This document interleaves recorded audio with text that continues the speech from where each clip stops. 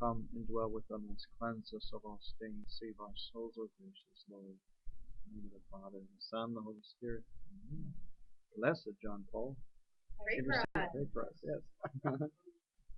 So, well, I wasn't here last time. I was there. Beatification. Oh, wow. So, I guess this is our last one for this summer. We'll resume again in September, is it? Yes. Okay, and I think it's ending where I want to end. I think it's very providential and appropriate because it's ending. We're going to end with today on chastity, and then we'll begin to pick up some other, like I mentioned to you at the very beginning when we started Love and Responsibility, that this thing just kind of continues to crescendo and it becomes more and more exciting and relevant and hot, it really does. And so, it's kind of a neat place to end, I think, and to pick it up next time. But where we left off last time, I just want to point out a couple of things, and we'll move on to the chapter 3, the person and chastity. But right now, I want to go to page 138, and I would like to read this whole page with you because it was just, there were so many great things.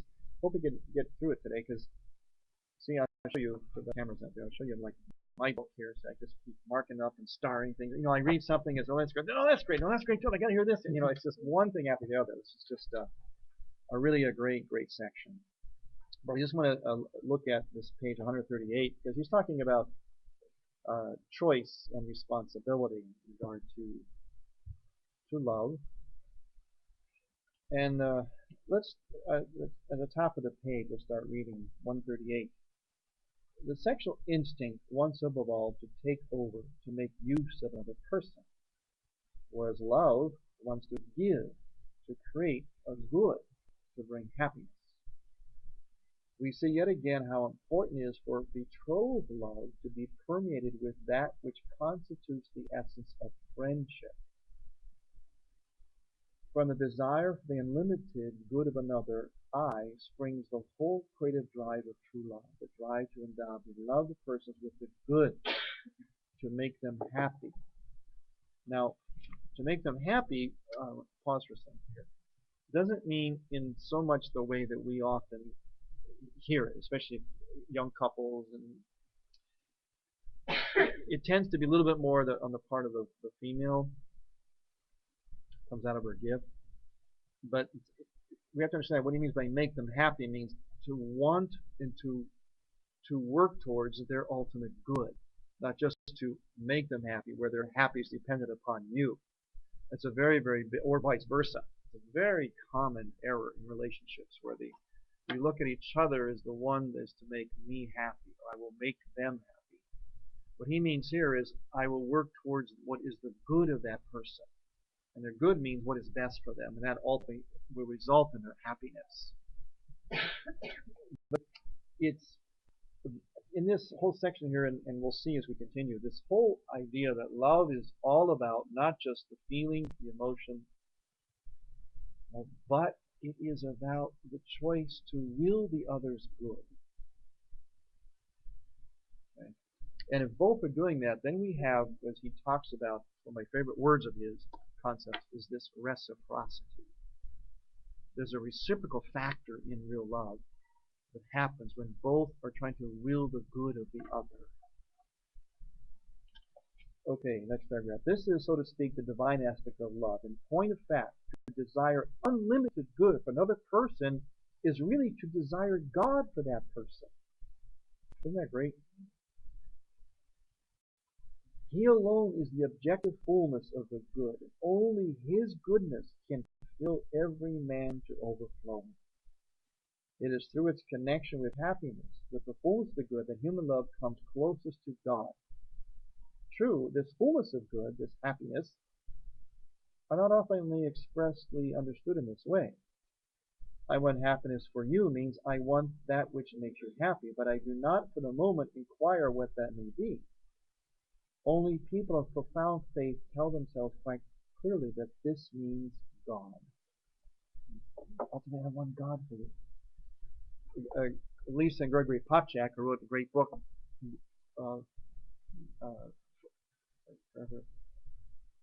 Better Forever, for Better Forever, about marriage, talk about the different stages of marriage, all to make the point that marriage has to be understood ultimately as I am here to help you get to heaven.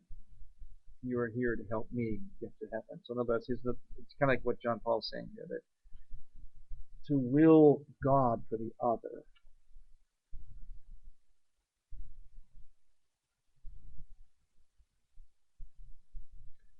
Others do not complete their thought, but leave a blank to be filled in as it were by the beloved person. Happiness is whatever you yourself want, that which you see the fullness of the good for yourself.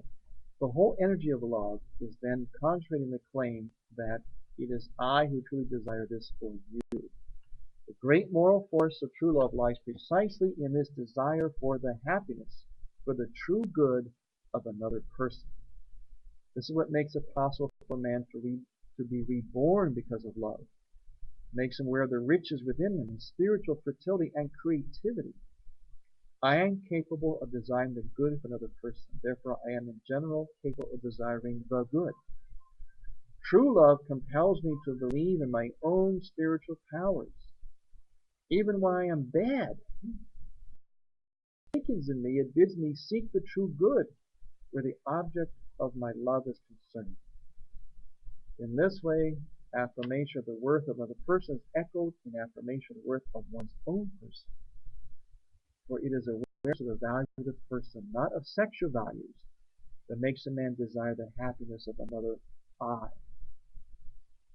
When love attains its full dimensions, it introduces into relationship not only a climate of honesty between persons, but a certain awareness of the absolute, a sense of contact with the unconditional and the ultimate. Love is indeed the highest of moral values, but one must know how to transfer it to the ordinary affairs of everyday life. This is where the problem of educating love arises. In the the middle of 139, under the topic, the education of love. For love is never something ready-made, something merely given man and woman. It is always a task which they are set. Love should be seen as something which in a sense never is, but is always only becoming.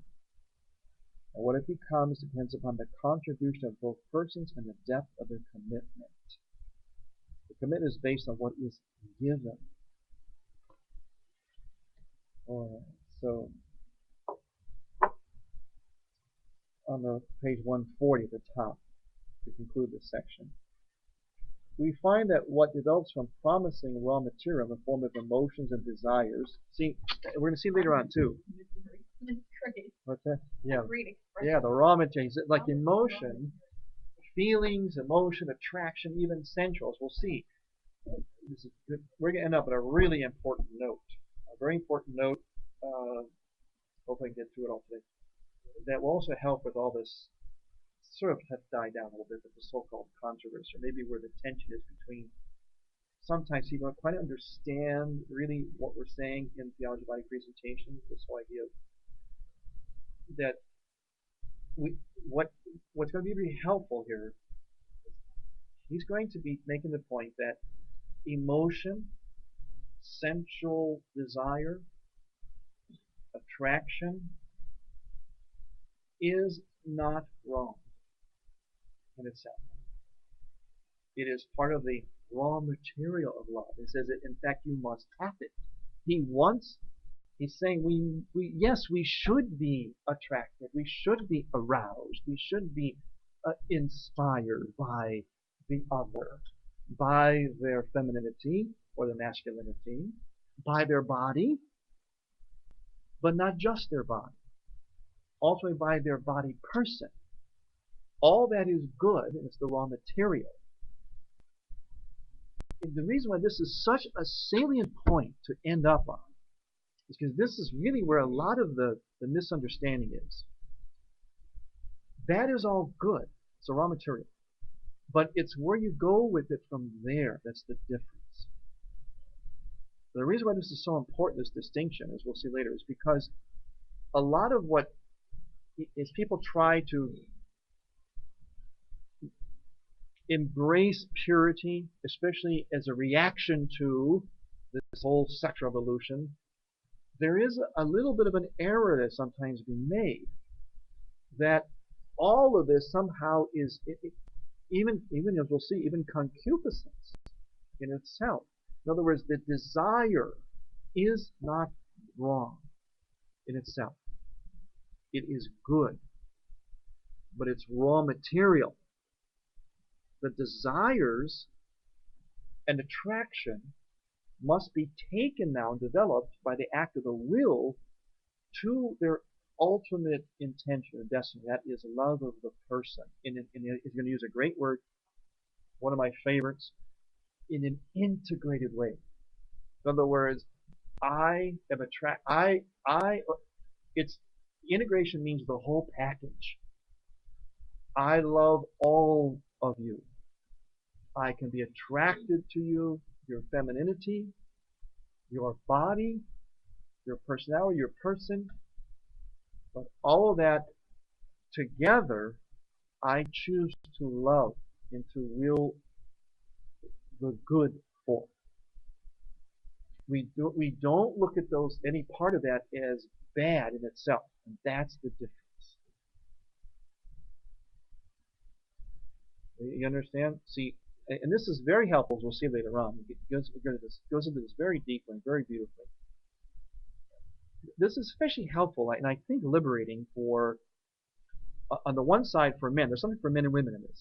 On the one side for men, for this whole struggle with lust. And to understand what is okay and good, and what a man sees, feels, and what isn't. The same thing as a woman, only it's more on the, he calls it sentimental level, in other words, the emotional level. What is good on the level of the emotion, and what ultimately isn't. It's where we take the raw material, when we take the raw material and stop there, make that the end in itself, and that's where most of our culture is at. Love is defined as this feeling, which supersedes even, kind of blinds a person to really seeing the person and seeing them in a very whole way, an accurate, honest way. Or we're blind, it's on the level of the sensual, both of which, the sensual and the sentimental, in other words, the feelings and the sexual attraction, the raw material, but they both have the possibility to become ends in themselves and to fool a couple into thinking they love each other.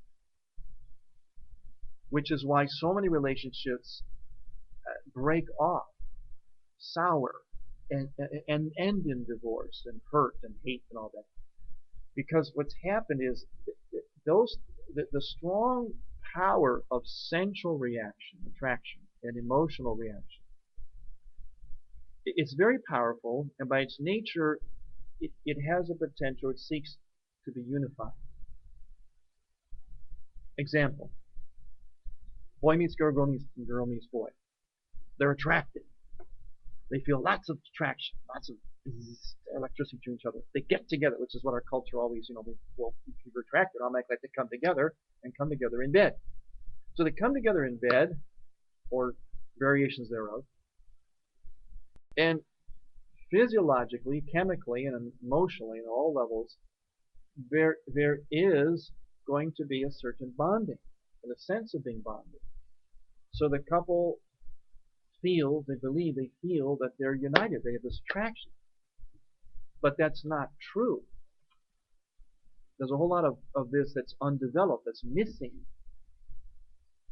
And that eventually catches up with the couple in the relationship. And why the relationship goes bad or breaks up. Okay, so that's going to be kind of like our theme today. And especially we get into chastity.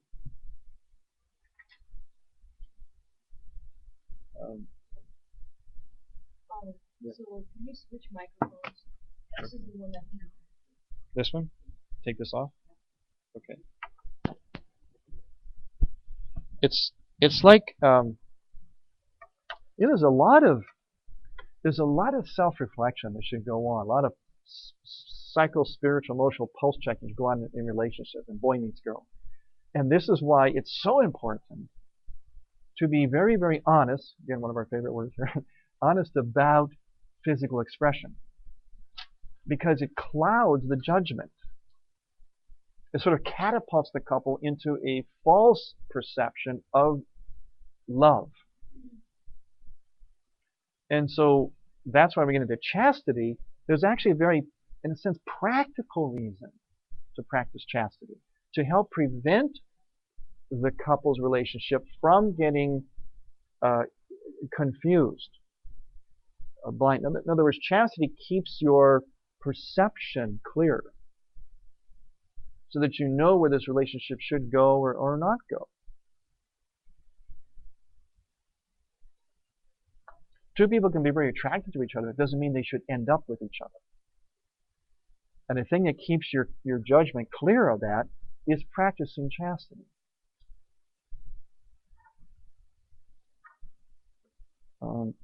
Sister Helena, you appreciate it. It just drives me nuts in movies and TV. You know, every single one, there's only been a couple of movies I've seen, and I really appreciate it. You know, when, in fact, one of them was, I didn't use it with the team, it was Spanglish. Remember Spanglish? It was a serious movie with, what's his name, the goofball? Adam Sandler. It brought things to the brink where everything would have said, yeah, they should get together, but they didn't. And that's why I used it for my teenagers, you know, in our movie, doing movie nights, you know. I wanted them to see that. In fact, when they came out of the theater, we asked them, well, what did you think? They should have gotten together. And then when we analyzed it with them, which is the whole beauty of using movie ministry, then they really did see. But that's one movie where it happened, where everything, made you, brought the audience an emotional thing. But yeah, the only line, they should get together. They would have been adulterous, so because they were married. But everything seemed like this is just such a beautiful lady. They get along so well. They belong with each other. It's so good and good. But they came right to the edge. But you went back to what we were saying too about how you have to. They came right to the absolute edge of getting together. And the movie made you, emotionally feel that, yeah, that's how it should go. They should get together. But they didn't. They realized that would not have been the way to go. And so, and they were all better off for it. And this is very important. It's very helpful in relationships today. No matter how much it seems like it should go, and the movies always make it go that way. Always. Boy meets girl, things develop. Well, they have to get together because there's an attraction. And it's got to be this getting together, which means, in bed and the whole physical thing and going off into the sunset together. And that becomes the ultimate. And it's not true. And chastity is a thing that helps keep your vision clear of that. All right. Okay, now we go into the chapter on chastity. And he starts out kind of fun. He starts with a real resentment. It says that the trouble with why chastity gets such a bad rap is there's a certain resentment to it. Now look at the page 143, the second paragraph. Resentment arises from an erroneous and distorted sense of values. It is a lack of objectivity in judgment and evaluation, and it has its origin in weakness of will. The fact is that attaining or realizing a higher value demands a greater effort of will. Now that's the key. That is key. And this is why the world hates the Catholic Church. Why we get a bad rap. Why we get power, which I love it. It hurts so good.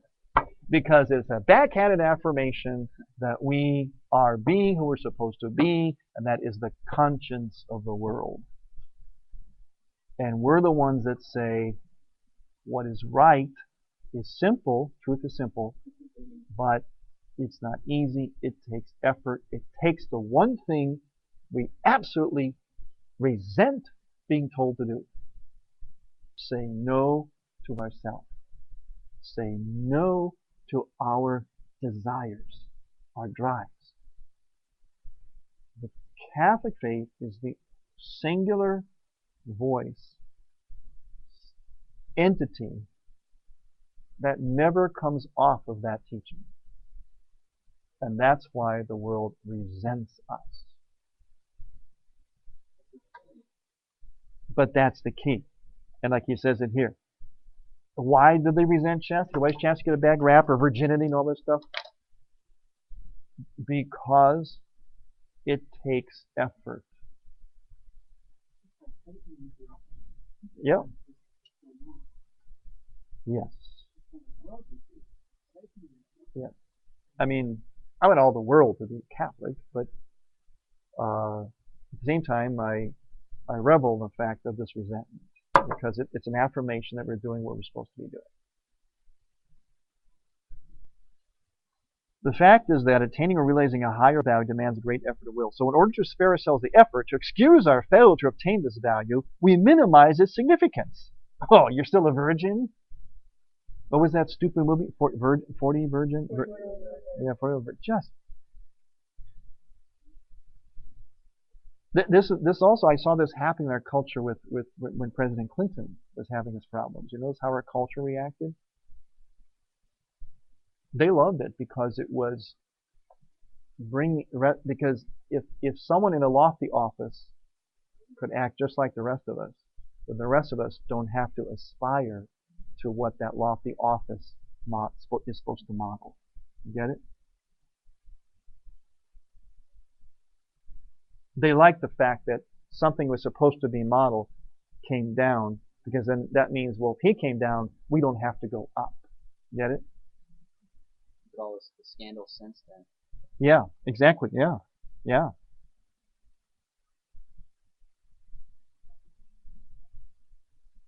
We minimize its significance, deny it the respect which it deserves, even see it as in some way evil, although objectivity requires us to recognize that it is good. Resentment possesses, as you see, the distinctive characteristic of the cardinal sin called sloth.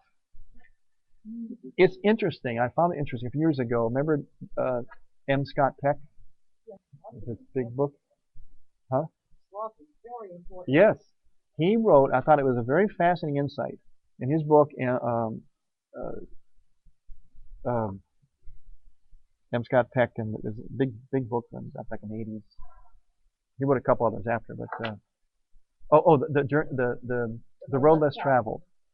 His whole take on original sin was sloth, laziness. But ultimately, it was a form of laziness. And I kind of like that. I mean, there's a lot of spins you can take on original sin, because it's everything, all the sin, all the evil. But they took a shortcut to their happiness, lazy shortcut, and that's basically what he said right here. Basically, what's behind it is sloth, laziness. I don't want to put out the effort or exercise the patience required for the greater good. I just want it now.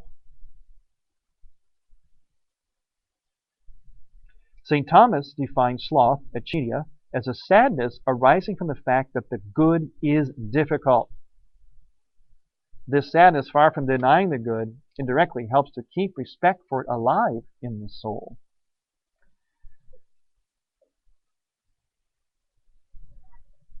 Okay.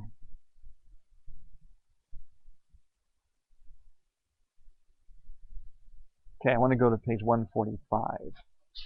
I'll skip around a little bit because there's a couple of really hot things I want to make sure we get in today as we end on hopefully a big bang here. Page 145, second paragraph. A longing for true happiness for another person, a sincere devotion to that person's good, puts the priceless imprint of altruism on love. But none of this will happen if the love between a man and woman is dominated by an ambition to possess, or more specifically by concupiscence born of sensual reactions, even if these are accompanied by intense emotion. Such emotions give love a relish, but do not always contain its objective essence, which is inseparable from reciprocal affirmation of value of the person.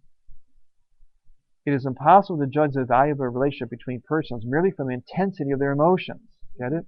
Gosh, they seem so close, but we really, really love each other. We really feel it. You cannot judge even by that. The very exuberance of the emotions born of sensuality may conceal an absence of true love, or indeed outright egoism. Love is one thing, and erotic sensations are another. Love develops on the basis of a totally committed and fully responsible attitude of a person to a person. The erotic experiences are born spontaneously from sensual and emotional reactions.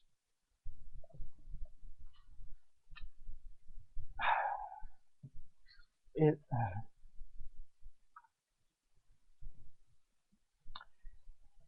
want to have a big billboard on the highway.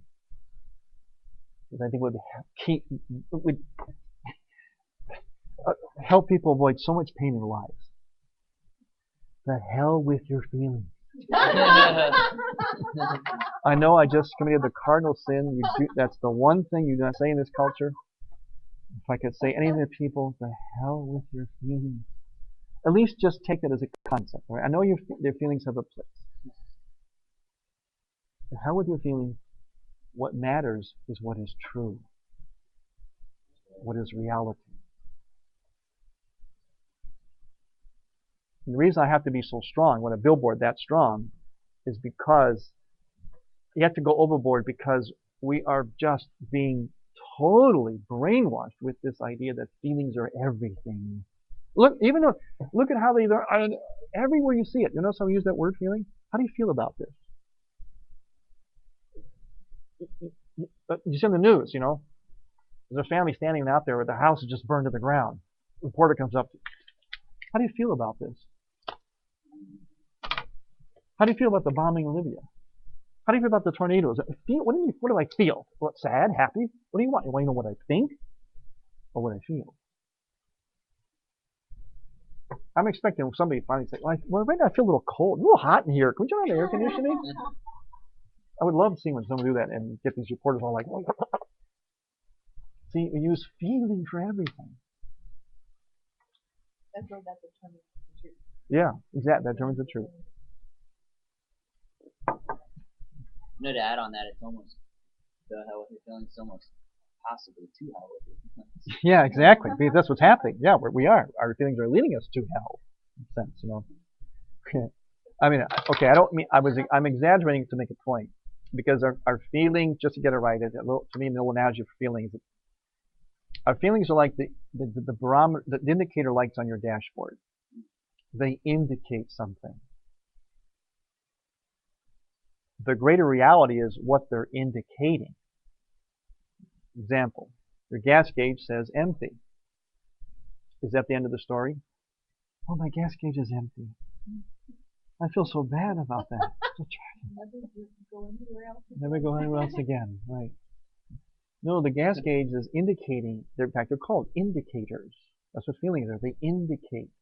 Feelings indicate, believe it or not, thought processes and convictions. See, we stop at the feeling. Feelings are just indicators. I feel angry. Why? You're angry because of thought processes and convictions you have.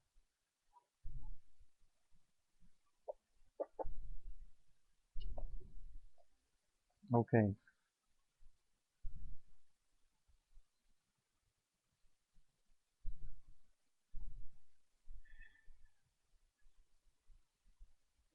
Where was I? Okay, I'm on 146. Yeah, okay.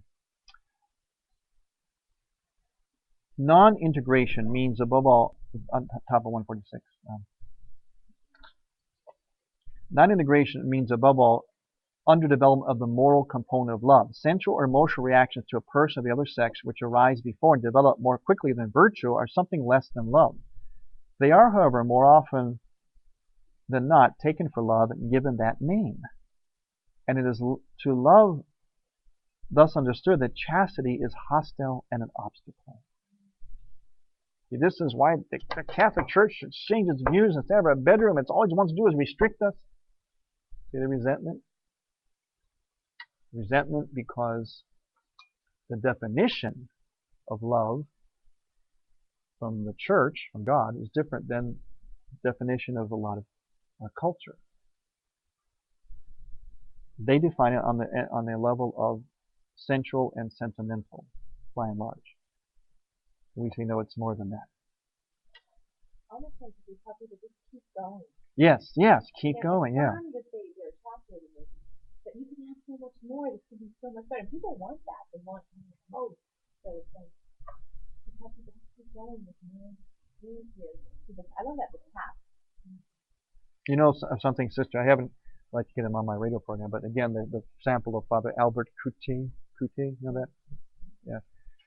And he and so many others too, like in religious life, priesthood, they oftentimes it's a case, I'm not judging him individually, but his case seems to be somewhat typical of this, where they got caught up in this too, that this is what happened. A lot of people that left religious life in the 60s and 70s had the struggle of the sentimental and the sensual, and figured and just felt, well, they're being honest by going in the direction of that attraction. Whereas if they had better counsel, if they would have, like you're saying, such a hung on, they realized that the sensual and this is why this is such a critical teaching. I think we're going to save a lot of vocations. Because remember, a lot of people, especially religious life, think that if they feel attraction, it is first of all wrong, but it can be so darn powerful that they don't know what to do. They figure, well, I have to go in the way of my feelings because that's what's honest, and I'm so torn. Had there been more formation as a culture, also religious life, that the sensual and the sentimental is going to happen, and it is not wrong, but it's what you do with it, how to work it through. Father, a cousin years ago in college dealing with same-sex attraction, and a priest told him it was okay. He died of AIDS at 35. And there you go. Stupid, naive priest. Yeah. Killed my cousin. Yeah. By not challenging him. Right. You know, it killed my cousin and his Yes. partner, of course, a beautiful young man. Yeah. 2 lives. Right. Because somebody didn't have the courage. Right. To say, you need help in channeling your feelings. Right, exactly. Exactly. Understood. You know, just the naive faith yes. that was in there because it's the radical mission. Yeah, it is. And this is why all that we're doing here, the whole John Paul gift to the world comes at such a critical time. It's all in God's providence, but if God wanted my opinion, I would say, why didn't he come along earlier? God? Why didn't he come just before 1965 or 8 or something? You know, well, he did actually in a way, but it kind of crescendoed, you know. Now, 40 years later, his stuff is, you know, anyway, but it's my opinion. God, for whatever it's worth to you. Why didn't he come earlier? But see, you have to be able to pick our way through this. And the thing is, and I think such what happens is a lot, is that when you're working with someone like that, whether they're within the church or out of the church, not in the church, religious life or just someone out there who resents what the church is trying to say, I think what we have to make clear to them and where the confusion is they think, this is especially true with same-sex attraction people, when you work with them, we're not denying what you feel. We're not even saying we're not saying you can't feel that. And I think that's the problem. That's what they think we're doing. And I think that would have helped a lot of people in working through this, that you acknowledge the feeling. Nothing wrong with that. Don't deny it. But what do we do with it now? Let's work with it now. Let's work this through to the next levels. Okay.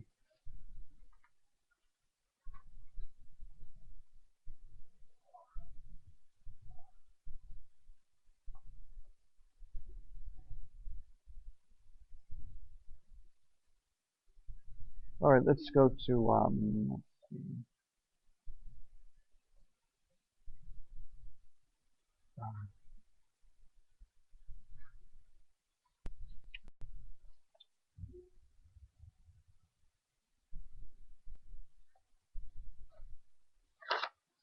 Seeing where we can go.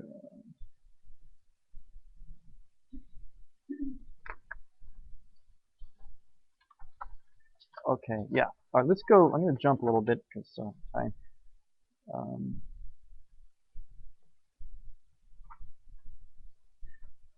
Okay, he makes a point along the way here about that we're going to get into like subjectivism, subjectivism, and subjectivity. In other words, subjectivism and ego. Just one point here on page 150.